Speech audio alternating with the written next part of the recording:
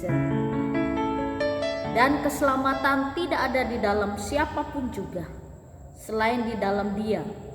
Sebab di bawah kolong langit ini tidak ada nama lain yang diberikan kepada manusia yang olehnya kita dapat diselamatkan. Kita berdoa.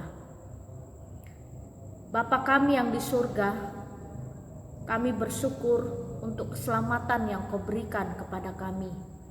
Dan keselamatan yang kami peroleh itu bukan hasil usaha kami, bukan kehebatan kami, bukan kecerdasan kami, dan bukan karena kekayaan kami.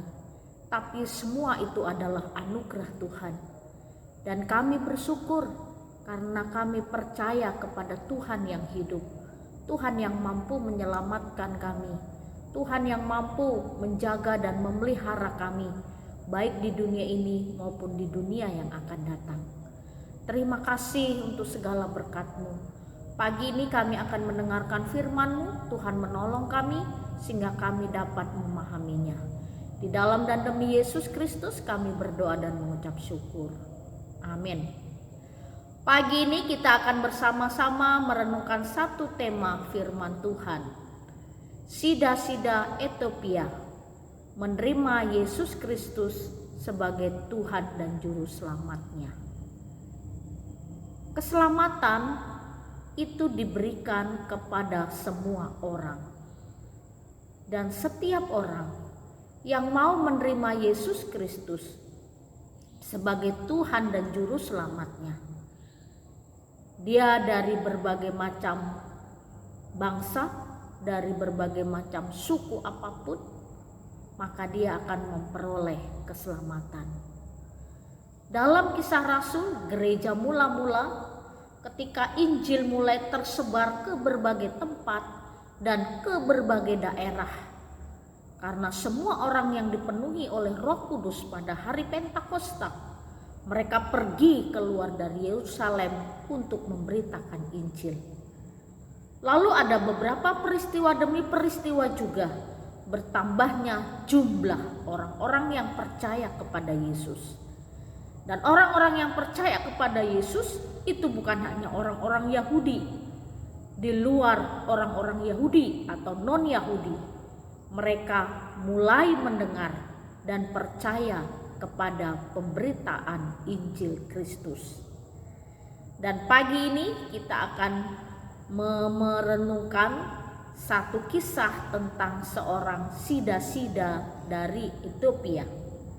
Sida-sida ini adalah orang Ethiopia, walaupun dia bukan orang Yahudi, tetapi dia adalah orang yang percaya kepada Tuhan. Ketika dia sesudah beribadah kepada Tuhan, lalu dia bertemu dengan Filipus. Ketika itu dia membaca Nats Yesaya tentang kisah Tuhan Yesus. Lalu Roh Tuhan menggerakkan hati Filipus untuk menjumpai sida-sida dari Ethiopia. Mereka berdiskusi tentang nas firman Tuhan dalam kitab Yesaya yang menceritakan tentang Yesus Kristus.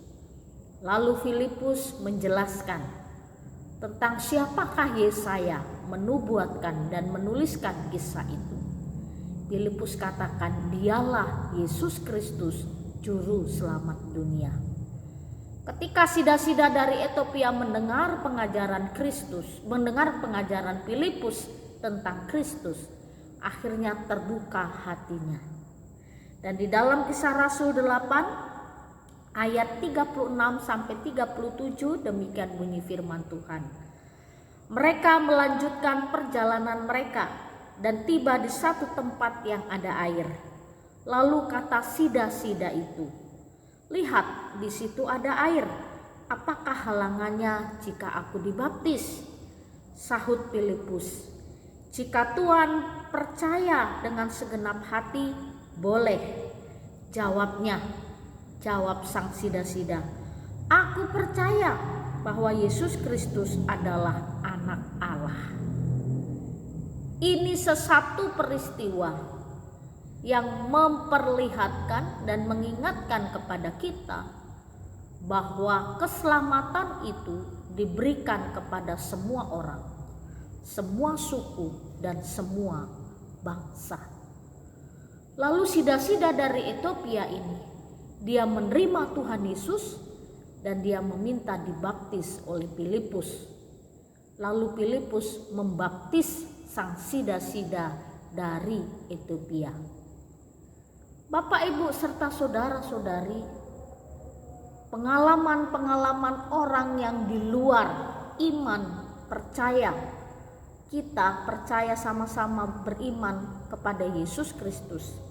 Sebelum mereka menerima Kristus sebagai Tuhan dan Juru Selamatnya, lalu mereka memiliki kepercayaan lain. Nah, orang-orang yang punya pengalaman demikian, mereka berani bersaksi, berani menceritakan siapakah Yesus Kristus yang sesungguhnya. Dan pengalaman sida-sida dari Ethiopia yang mau menerima Yesus Kristus sebagai Tuhan dan Juru Selamatnya, ini adalah satu pengalaman yang luar biasa. Bagaimana Tuhan bekerja dan bagaimana Tuhan menyelamatkan semua umat manusia. Peristiwa ini juga mengingatkan kepada kita bahwa keselamatan bukan hanya milik satu suku, bukan hanya milik satu bangsa, tapi keselamatan diberikan kepada semua manusia. Karena kita ini adalah ciptaan Tuhan. Tuhan mengasihi semua orang.